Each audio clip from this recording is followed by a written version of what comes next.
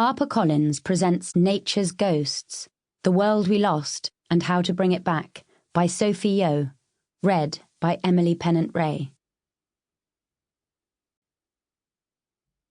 Prologue. The Deserted Village. A few years ago, I developed an obsession with seeking out lost features of the countryside. Old roads, sunken through centuries of footfall. Ancient trees that once marked the boundaries between fields that had since been combined. Standing stones erected thousands of years ago for reasons unknown. It was this peculiar hobby that took me, one springtime day, to a field in Northumberland, an hour or so away from my home. My curiosity had been piqued when, looking over the Ordnance Survey map the previous evening, I saw South Middleton Village printed in Gothic script. It stood out against the business-like fonts of the settlements that surrounded it, and so I did some research. South Middleton, it turned out, was a deserted medieval village. I could find almost nothing about it online, other than that it first appeared in documents in the 13th century, suffered a declining population through the following years, and was fully abandoned by 1762. That did not seem so long ago. I had eaten lunch in pubs older than that. So I set off the next day to see it in real life. I don't know what I expected to find exactly.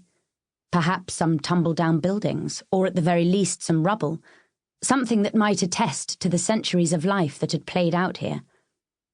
Arriving at my destination, however, it became apparent that deserted medieval village was something of an understatement. South Middleton was no Pompeii, no Californian gold rush ghost town. Looking over the field at where the village had once been, I saw nothing.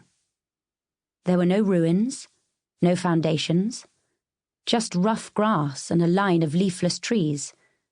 Where once there had been buildings, gardens, community, there was now a working farm. I heard a collie dog bark in the distance. If I hadn't seen its name on the map, I would not have known there had ever been a village here at all. I entered the field and tried to resurrect it in my mind's eye. From my reading, I knew there had once been two lines of houses facing onto a rectangular village green. Behind the houses were small gardens, and, beyond that, the communal farmland where the villagers would have grown their crops. I wanted to see the faces of those people, to empathise with the family who said the final goodbye to this place some 3 centuries ago. But it was difficult. Time had not left me much to go on. However, as I walked up and down the field, South Middleton slowly began to rise from the dead. Not figuratively, literally. The houses in the gardens had not entirely vanished. They had left their mark in raised piles of earth, gentle undulations that seemed natural, but weren't. They bulged out of the pasture, tracing the contours of the houses, gardens, and green. My eyes gradually tuned into the patterns, and I felt the rising of the soil underfoot. Suddenly, I was no longer in a field.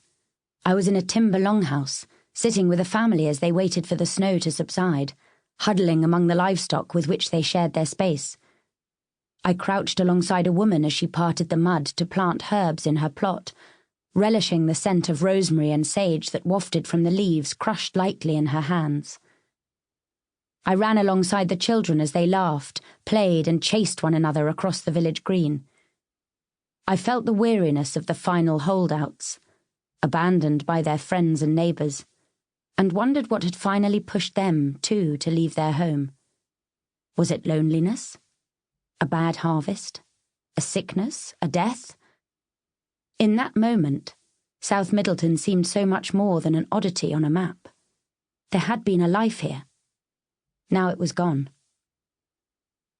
Of course, there had been a time before South Middleton even existed. It was unlikely that the villagers were the first people to know this acre of England. To get here, I had walked along an old Roman road that had passed through an even older Iron Age fort, perched upon a crag.